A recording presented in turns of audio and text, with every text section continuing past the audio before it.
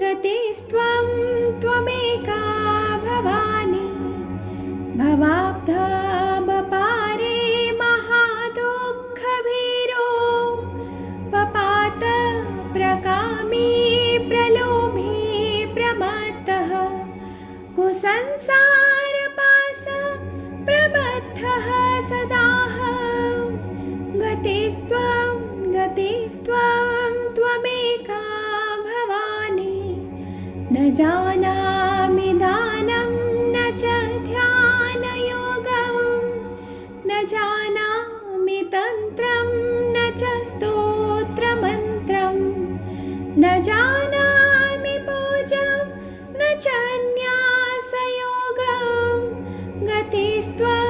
गतिस्त्वं त्वमेका भवानी न जानामि पुण्यं न जानामि तीर्थं न जानामि मुक्तिं लयं वा कदाचित् न जानामि भक्तिं व्रतं वापि माता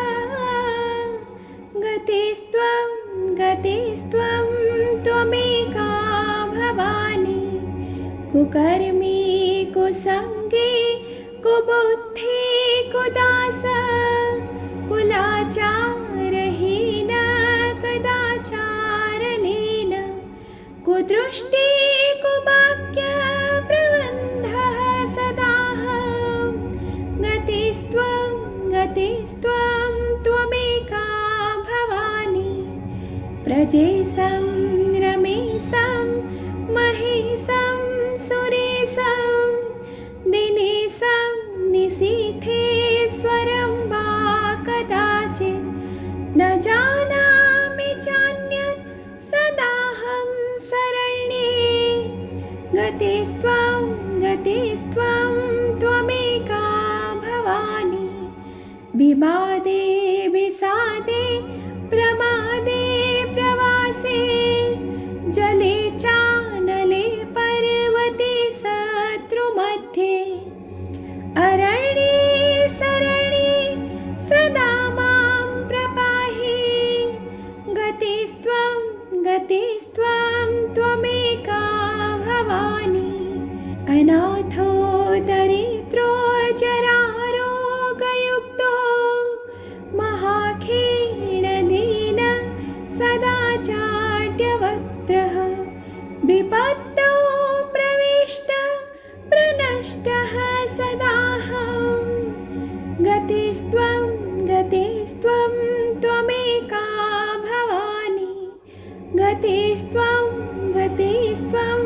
त्वमेका भवानी इति श्रीमदादेशं शङ्कराचार्यविरचितं भवान्यष्टकं संपूर्णम्। अर्थ मेरे न कोई पिता है न माता, न कोई बंधु है न दाता है, न पुत्र है न पुत्री, न भाई है न मित्र है, न कोई विद्या है न कोई चरित्र, न मेरा जीवन ही कुछ है। हे भवानी, आप ही मेरी एकमात्र गति और आश्रय है। इस संसार सागर के पार जाने में असमर्थ, दुख से भयभीत होकर मैं इस जगत में सदा भटकता रहा और अब पूरी तरह से तुम्हारा शरणागत हूँ। असंख्य पापों में बंधा हुआ मैं तुम्हारे अतिरिक्त किसी को आश्रय नहीं जानता। हे देवी, आप ही मेरी एकमात्र शरण है।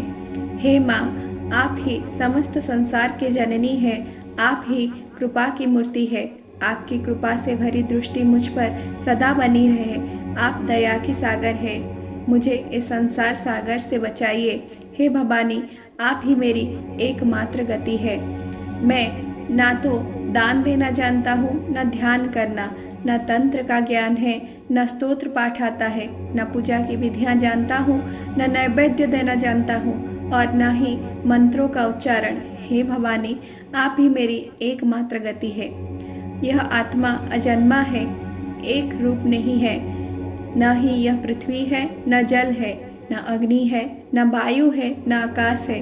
यह कोई ठोस रूप भी नहीं है और इसका कोई स्थायी स्वरूप भी नहीं है। इसीलिए हे भवानी, मेरे लिए आप ही एकमात्र गति है। मैं नाथ शून्य हूँ, बुढ़ापे से दुखी और भयभीत हूँ। हे कृपा की मूर्ति, मुझ पर अपनी करुणा भरी दृष्टि डालिए। आप ही सदा मेरी है और मेरा दुख आप ही हर सकती है। हे भवानी, आप ही मेरी एकमात्र गति है।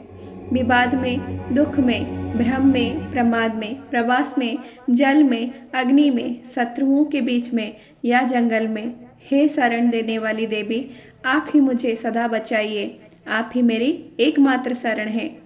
बिना आपके ना कोई संतान सुख है, न धन, न धर्म, न आरोग्य, न यश है, न सौभाग्य है। ये सब आपके बिना व्यर्थ है। आपके अलावा मुझे कोई प्रमाण नहीं है। हे भवानी, आप ही मेरी एकमात्र गति है।